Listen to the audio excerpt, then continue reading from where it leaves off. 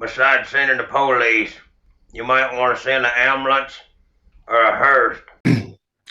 Hello, Billy Ho here, and we are going to do a special kind of preview since we have two tournaments this week, and I've already done a pretty good amount of research on this one. We're going to do a preview video because maybe brackets and trying to figure out the Dell match play stuff and scoring are not your jam, and you just want traditional golf, and you got another tournament. We got the Corrales Puntacana. So welcome to the preview show for the Puntacanas taking place in the Dominican Republic. It's a yearly event, and it will have 156 golfers who $3 million purse up for grabs. Real quick before I get started, my five things: subscribe to the channel, smash the like. Those are two number ones. Number three is my article. I do have a little preview on the Corrales, so you can check that out.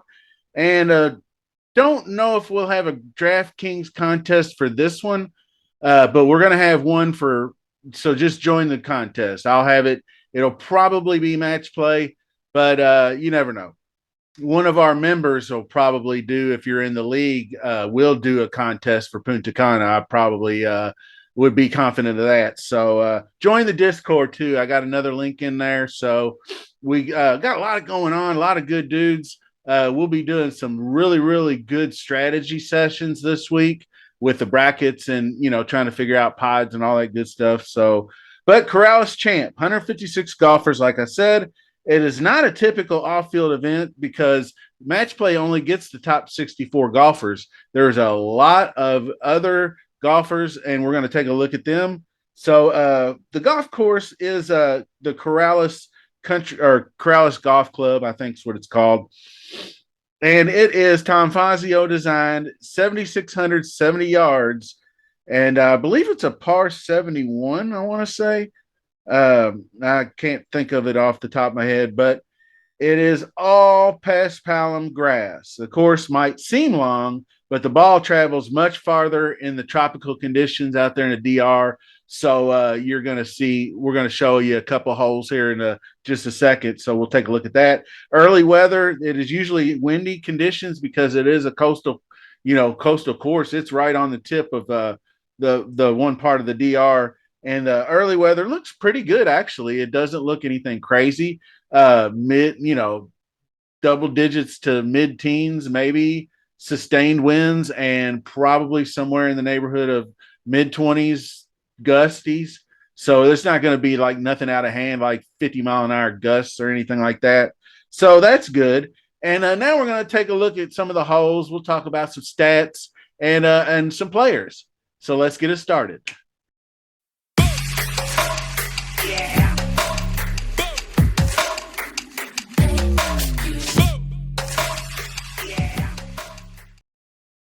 Okay, this is hole number 4 of the Corrales, and it's I'm going to show you a couple of the par fives. The front nine, the inland front nine is where all your heavy scoring is going to happen, and the back nine has all the coast lined holes with longer par threes, fours, and fives. They did that on purpose because of the way the wind normally is directed. So the longer holes are on the back nine, the shorter par fives, which this one is a 560-yard par five. So, you just lay the ball out there. The fairways are somewhat narrow, but they're not super penal unless you're hitting out of the bunker on some of these. Going to be hard to get there too that way. But you can see, you lay up to right in front of the green, and there is some water in play, but you're on a coastline, so you're going to have inlets and different stuff like that. So that's hole number 4. This one is a little bit different. Hole number 7 is a real short par 5. So let's take a look at that one.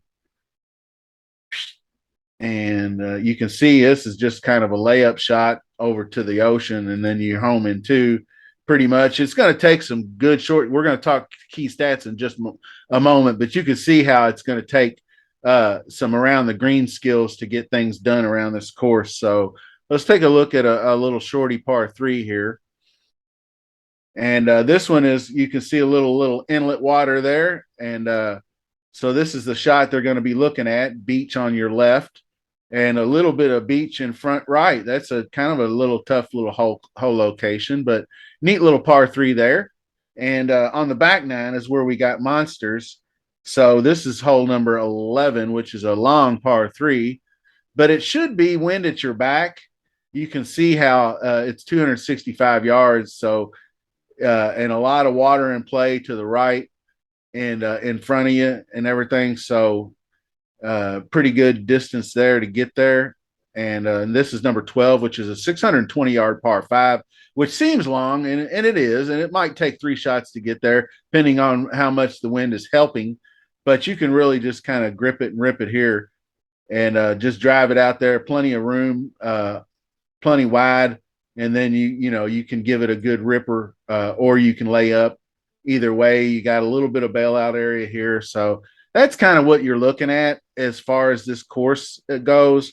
I'll show you one more, which is number 18, and it's a long par four, 506 yards, and you can see the danger lurking. I mean, we've had these shots. This looks like number 16 at Valspar, except it's ocean. So you got to hit your tee shot into this little curvy area, and we've seen this in the Florida swing, which is kind of cool.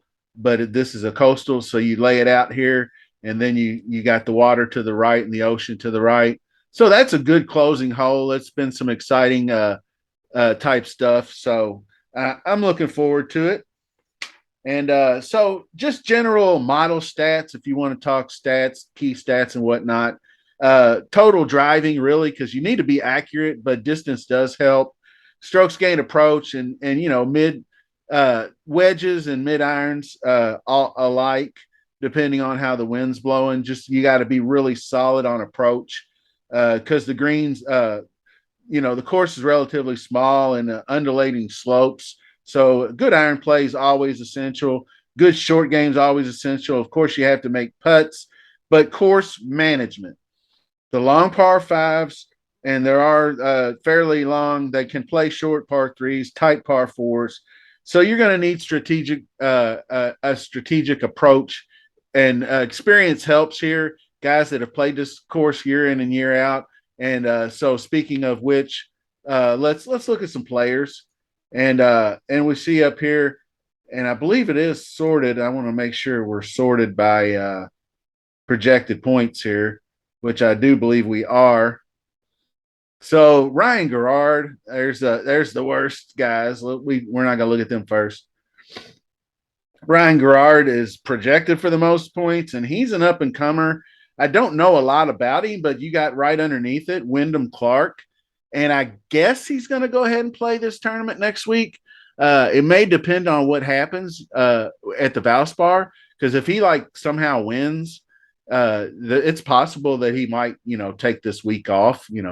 Because he's got his money and he's got his card and everything's secure, and maybe he'll want a break. So who knows, but we'll see. Steven Stallings, that I don't know who Steven Stallings. I know who Scott Stallings is, but I'm not sure if that's what we're working with there. But if it's Scott Stallings, he's a great iron player, and he plays these coastal courses. He's got a 33rd. Here's a guy down here who's accurate off the tee, who won this tournament a couple years ago, Joel Damon. And he's playing. He's not in the greatest form, to be honest with you. He's really not recovered from the baby swag thing.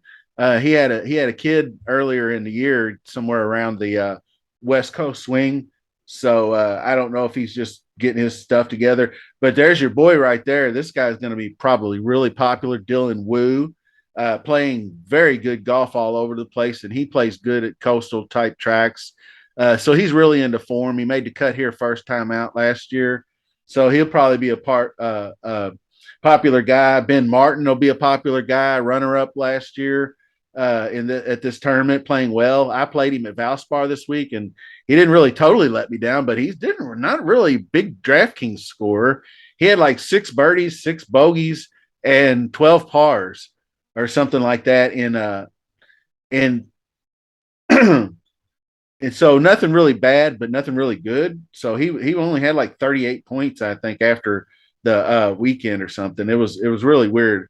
But anyway, you got Tano Goya, up and comer, old school guys like Ryan Moore that play this tournament. Jaeger Bombs, this is the kind of course he can excel at. He's having a good week at Valspar. Going down here a little further, Nick Hardy, who's been way out of form, but maybe this is a get right spot for him. He can dial it back a little bit off the tee because I think that's where he's been suffering. Uh, and then you got, Kevin Roy. I don't really know a lot about, but a lot of up and comers and a lot of a mixture of other guys. Sig, I think, will be a good guy to play. He's got a couple of back to back really good finishes here, and the guy can make cuts. He's kind of a grinder, good around the green game. So Johnny Vegas, maybe getting him back out here is a get right spot for him because he did not bode well at Valspar. So I don't know. Maybe he might be a super sneaky play, but he's probably going to be expensive. You got Detry. We all know about him. He's got some good finishes here. He plays it every year. Hickok, who let me down Saturday, but he's got three good finishes here. Taylor Pendrith seems like he'd be tailor made for this type of course where he can be long. I do want long if I can get longer guys that are more accurate, that know how to play this course. That's pretty good. So look out for that. Uh, Going further on down the line, and this is just kind of by Rick's initial projections. So got guys like Griot and this is a Cameron Percy who's got two back-to-back top tens, and he got into the Valspar this year, but I don't know if he made the cut. I didn't really see him. I haven't seen him on the weekend, so I'm assuming he didn't make the cut. Werbelo, some up and young guns, and then just some few. I don't know, Shank. We'll see what happens with Shank. If he wins the Valspar, I would. He does have a baby on the way, so he's got the baby swag. The way nobody talked about it is like your wife's pregnant, and he's trying to get in all the tournaments he can until the baby's born. So if he wins this tournament and gets in the Masters, they're going to try to have the baby before the Masters. So she's weeks away, which is a really great story. But nobody talks about guys like him and baby swag. I mean, he's got a baby on the way. He's got a dog named Bunker. His name's Shank. I mean, what can go wrong there, right? Uh, so the Gimmer came back a little bit this week. And further down, these guys, I don't, Nikolai Holgard, he's a dude that we haven't seen yet this year, really. Kelly Craft, I played a few years ago when he like top five this thing, but he doesn't seem to be in very good form. None of these guys down here are in good form, and that's why their projections are showing you so.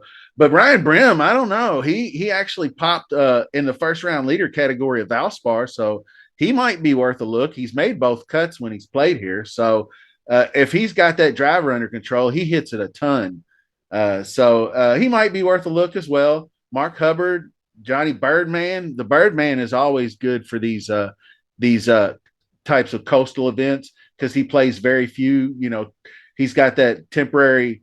I forget what kind of exemption they have, but they get like certain tournaments per year, like 5 or 6 every year, and this is one he always plays. So we got plenty of dudes out there to take a look at this week. I don't know if I'll actually do a DraftKings show, but I thought I'd do a preview show since I had put some of the work in. Billy Ho out there doing the work for you, so you don't have to. So do Billy a favor and hit that subscribe and the like button. And until the next show, we'll see you soon. Thanks a lot.